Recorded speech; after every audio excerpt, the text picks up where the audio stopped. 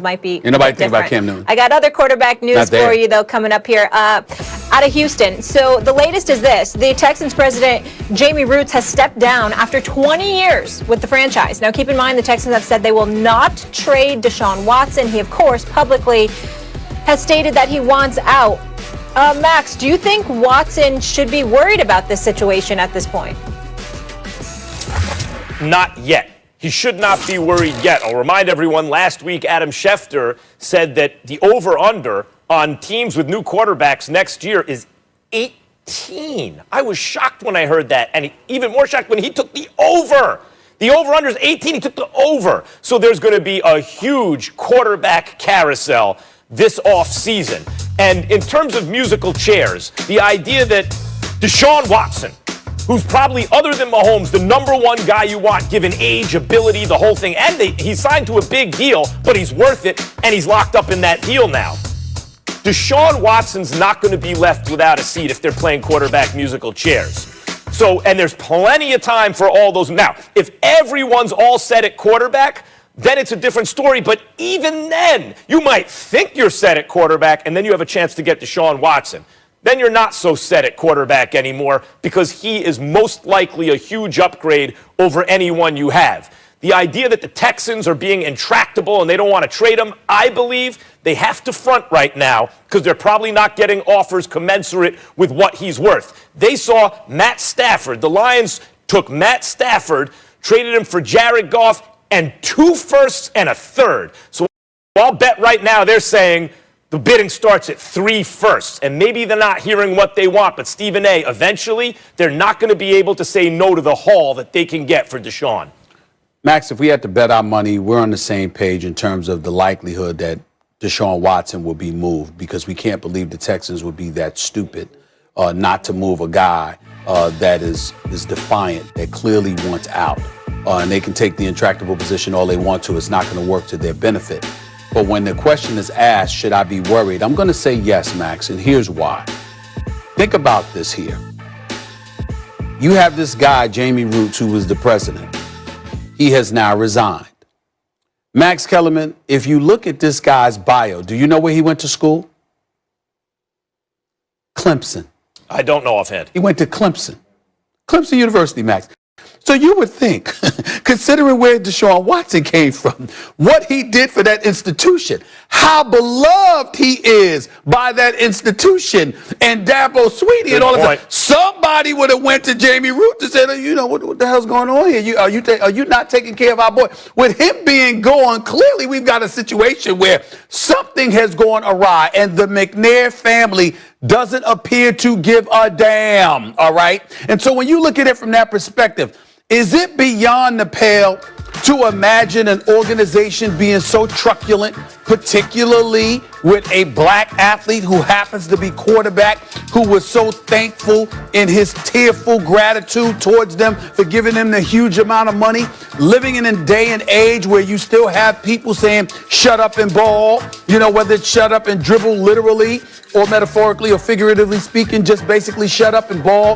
When you live in an age like that, and it comes from a family whose dad or husband, because Janice McNair is, you know, she's now considered the owner of the franchise. Cal McNair is the president, CEO rather.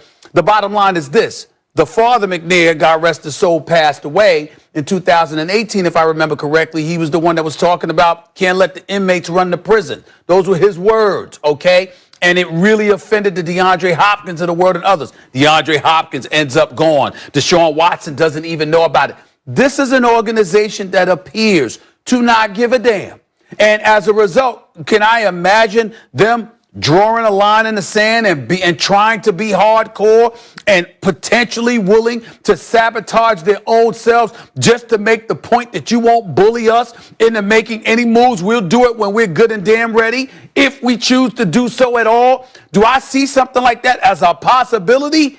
Yeah, I do. Because a lot of times with people in positions of power, they are willing to cut off their nose to spite their face, just to display the level of control that they have and want to have over you, which, as I told you and many others before, which is one of the reasons why you have people in the streets protesting. It wasn't just because it was a knee on the neck of George Floyd for 8 minutes and 46 seconds. It's because, figuratively speaking, proverbially speaking, black folks have felt like folks had their knee on our necks since the day we were born. And I don't put it past the McNairs at all to try to display that. I'm not saying it's going to happen, but if it did happen, I damn sure would not be surprised. And that is why I am not worried.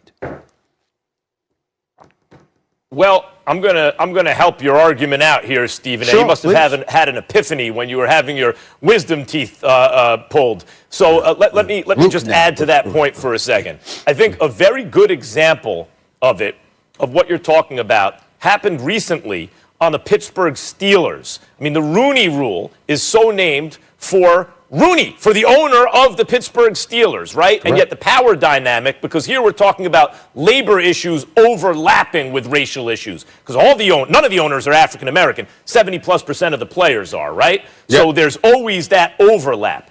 But strictly as a labor issue, Le'Veon Bell said he wanted a new contract. Steelers wouldn't give it to him. He was willing to sit out a whole season to get to free agency. Now, the Steelers were willing to, they obviously wanted him to play. They made themselves clear they wanted him to play, but they weren't willing to cave to his demands and missed him for the entire season. And Stephen A., Connor did well. He didn't do as well as Le'Veon Bell would have done. And they were really fighting for a Super Bowl that year. Maybe Le'Veon makes a difference. Certainly he makes them better. They were willing to cut off their nose to spite their face. The Pittsburgh Steelers and the Rooneys, not Cal McNair and the Texans, very different there. But even the Steelers were willing to do it, and the question becomes, is it a league-wide thing, if not a mandate, where you can't buckle to player pressure that way because you got to keep people in line and let them know who's boss? If that is the dynamic at work, then yes, Deshaun Watson should be worried. I'll just say he has enormous leverage here because not only of the fortunes of a team's that he can change because he's so great, also because of the huge package he could fetch the Texans. All right, I'll leave you with this. Deshaun Watson accounted for 83% of the Texans' offense. That's the highest percentage in NFL history. We'll have much more on this story as it continues to develop. But when we come back here on First Take, fellas, Steph Curry says he sees a lot of himself in Patrick Mahomes. We'll find out why Steph is not the best NBA comparison to Showtime. And who's the key player to the Nets' success this season? You're about to find out why it's none of Brooklyn's big three. First Take, just getting started. Stay with us. Indeed presents